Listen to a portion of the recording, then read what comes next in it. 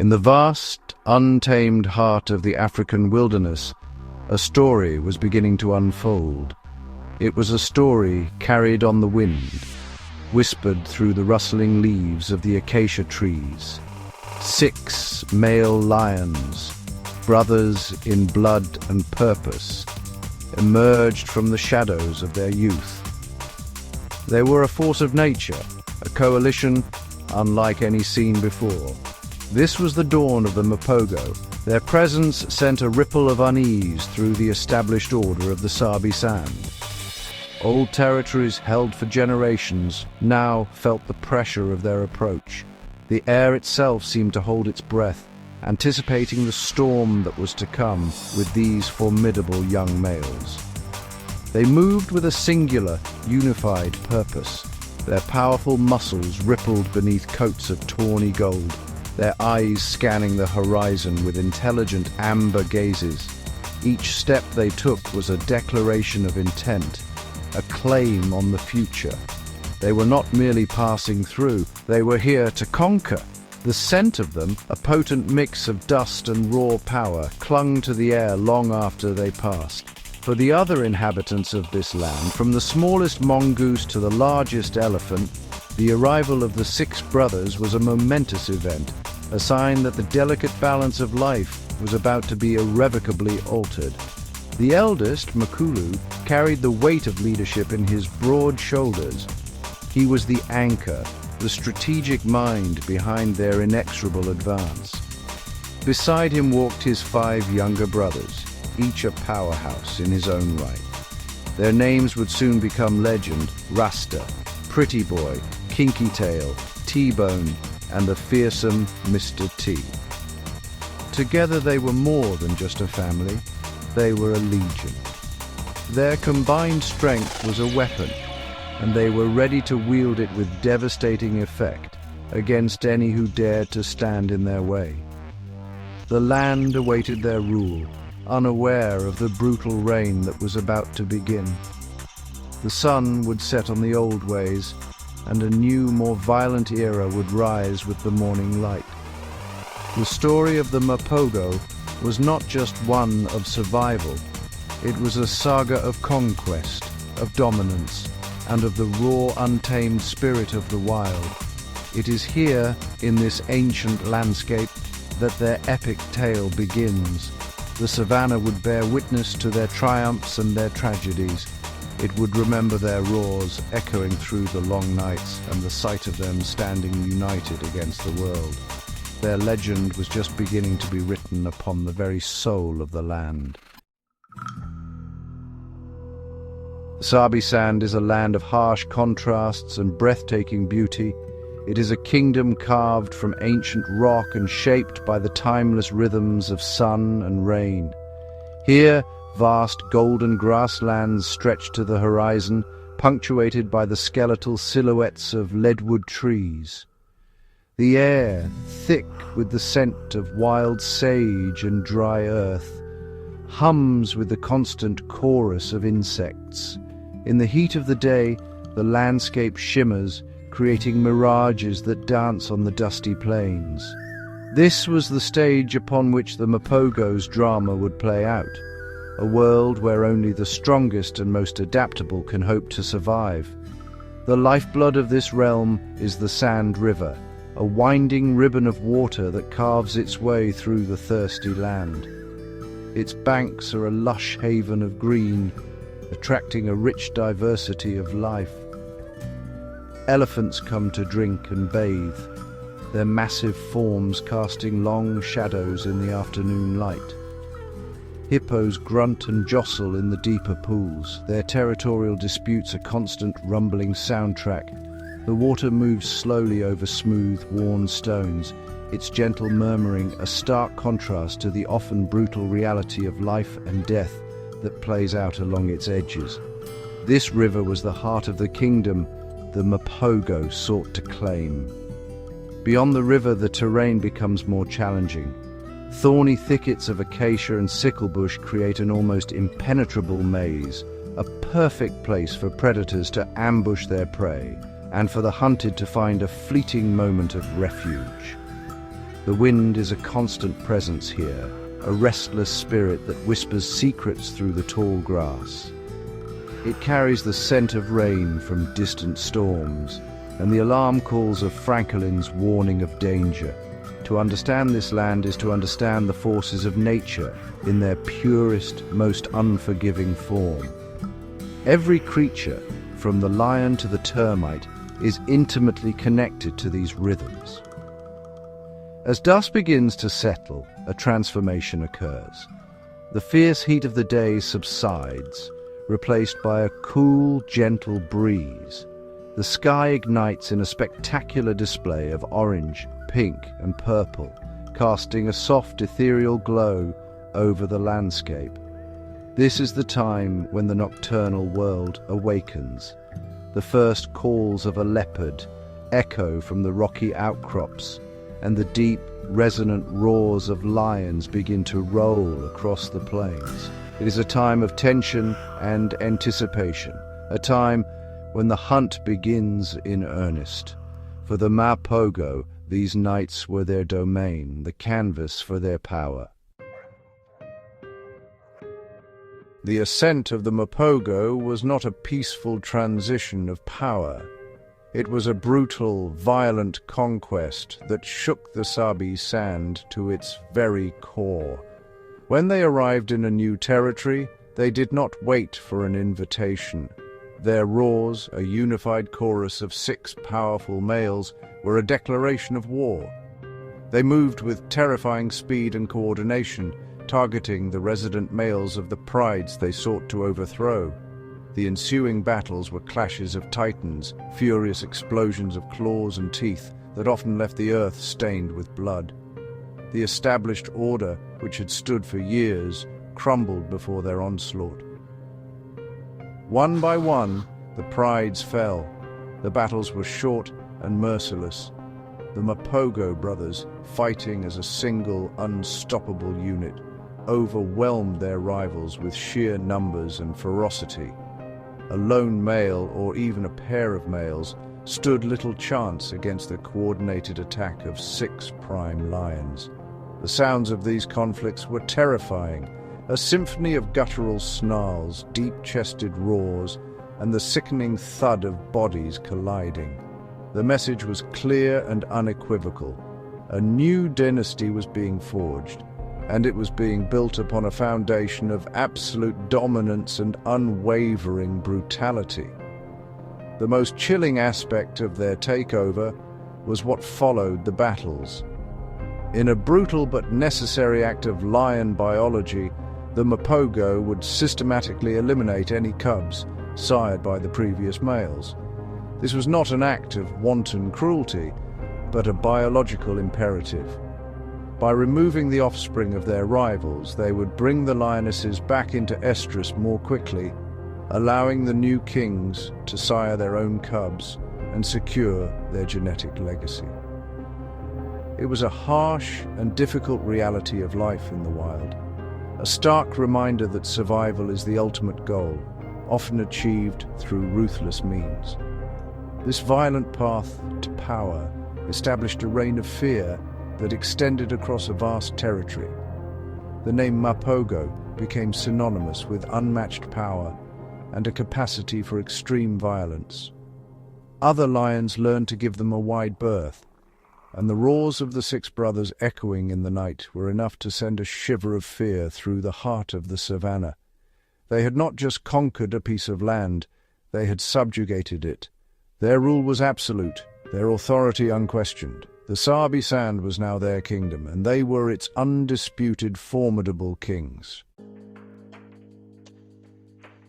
The true source of the Mapogo's unprecedented success was not just their individual strength, but the unbreakable bond of their brotherhood. In a world where male lions are often rivals, these 6 brothers operated as a single, cohesive unit. They hunted together, fought together, and rested together, a solid wall of muscle and loyalty. This coalition was their greatest weapon. An opponent facing one Mapogo was, in reality, facing all 6. This unity gave them a psychological and physical advantage that no other lions in the region could hope to match. Their bond was their fortress. Makhulu, the eldest, often acted as the calm, strategic center of the group.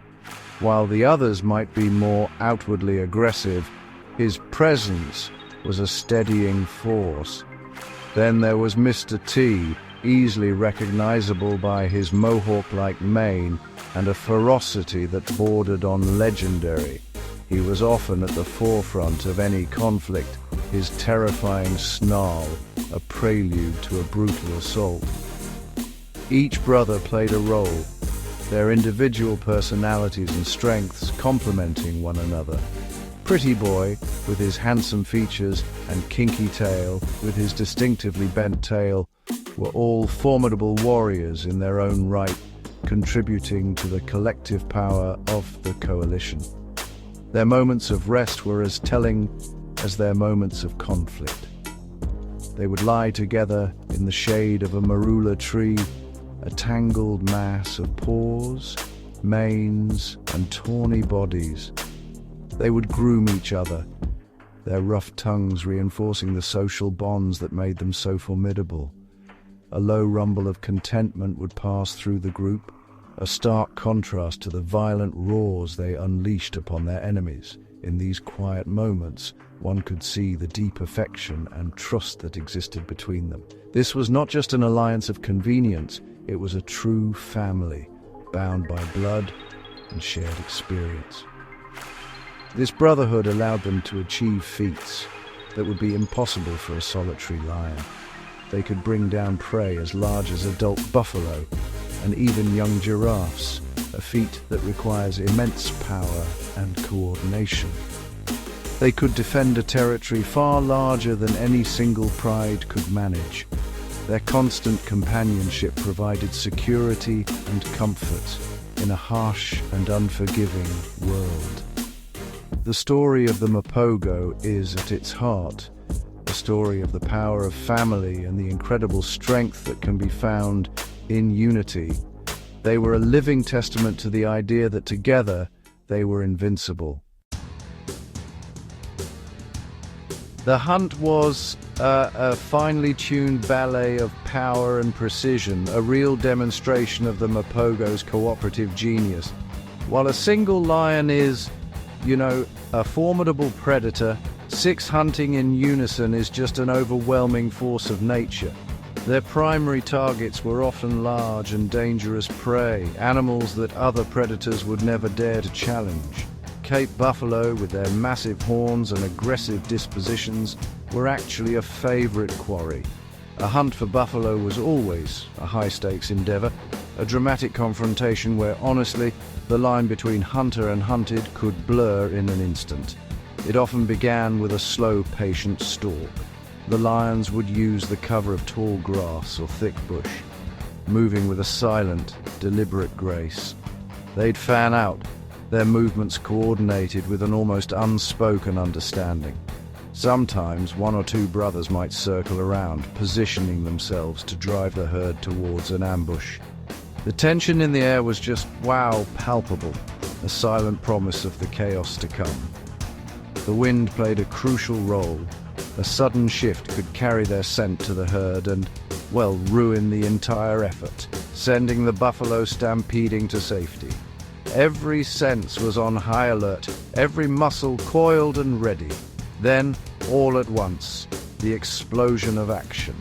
With a sudden burst of speed, the attack would be launched. The lions would surge forward, their powerful legs just eating up the ground. Panic would erupt within the buffalo herd as they scattered in all directions.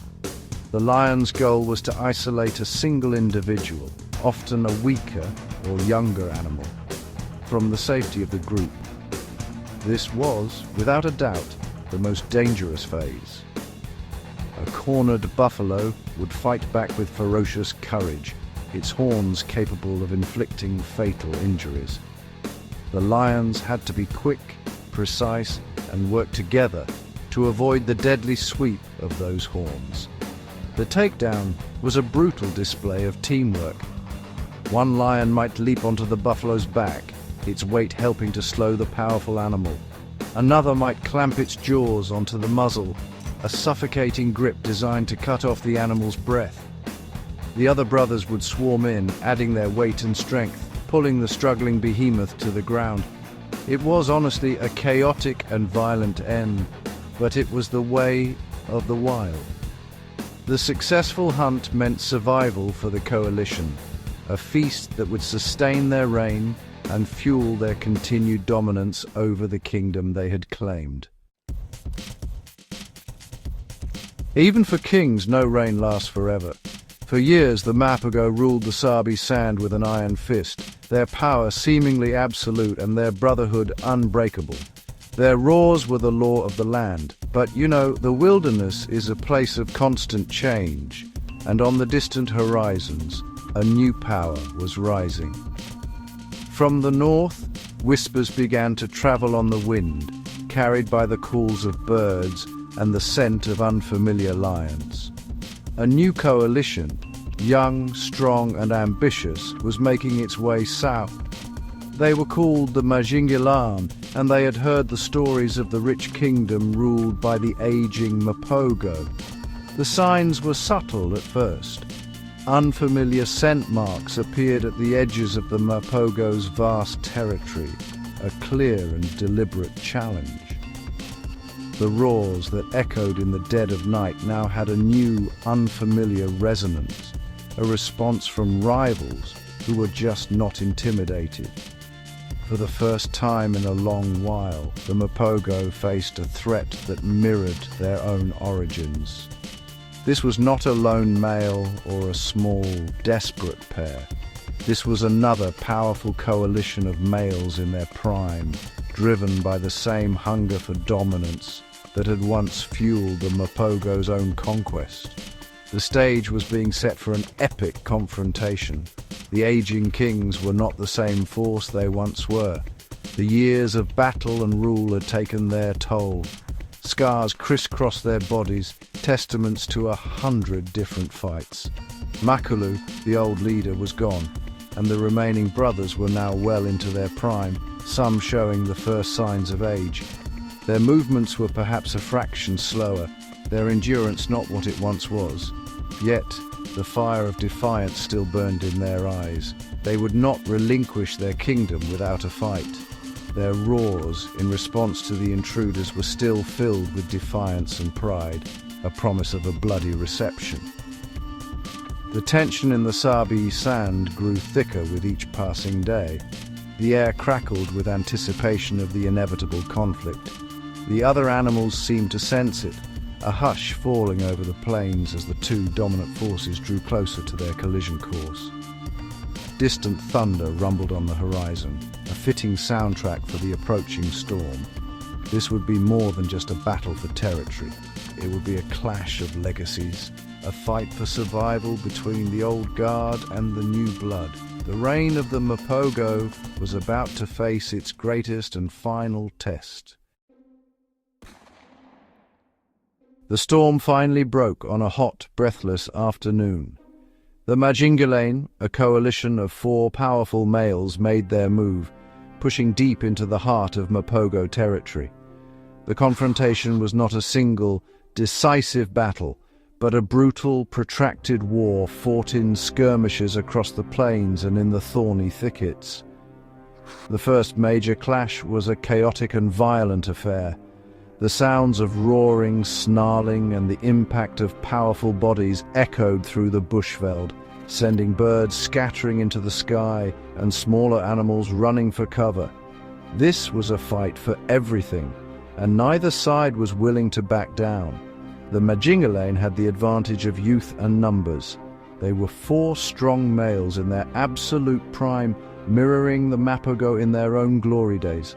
They fought with a brutal, coordinated efficiency, isolating the Mapogo brothers one by one. The old kings fought with the courage of legends, their scarred bodies a testament to a lifetime of warfare. They stood their ground, roaring their defiance, but the tide was turning against them. The years had caught up with them. and the relentless assault of the younger, stronger lions was beginning to wear them down. The kingdom they had built with blood and fury was now being torn apart. One of the most tragic moments of the conflict was the loss of Kinky Tail.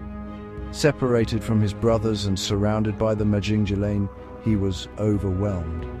The fight was savage and merciless. His roars of pain and defiance were a heartbreaking cry that signaled a major shift in the balance of power.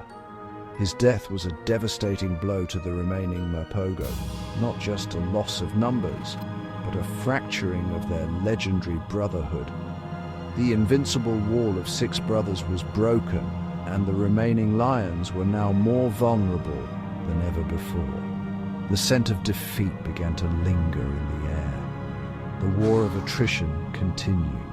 The Majingjilane relentlessly patrolled their newly conquered ground, their roars now the dominant sound in the night. The remaining Mapogo were scattered and pushed to the fringes of their former kingdom. Mr. T, ever the warrior, continued to fight back in lone, defiant skirmishes, a ghost of his former power, but his efforts were futile against the united front of the new kings. The epic reign of the Mapogo was crumbling, not with a quiet fade, but in a final, bloody and spectacular blaze of conflict.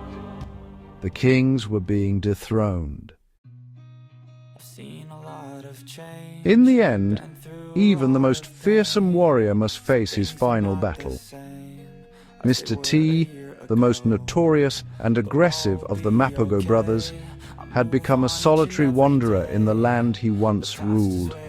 He was a legend in exile, his distinctive mane and scarred face a symbol of a bygone era of dominance. He had refused to yield, continuing to challenge the Majingjilane whenever he could, a lone voice of defiance against the new regime. But his time was running out. The Majingjilane, tired of his constant harassment and seeking to solidify their rule, finally cornered him. The final confrontation was a brutal and tragic spectacle. It was not a fair fight. Mr. T, alone and aging, faced the combined might of the 4 Majingjilane males. Yet he did not run. He stood his ground, roaring his challenge to the very end. He fought with the same ferocity that had defined his entire life, a whirlwind of claws and teeth.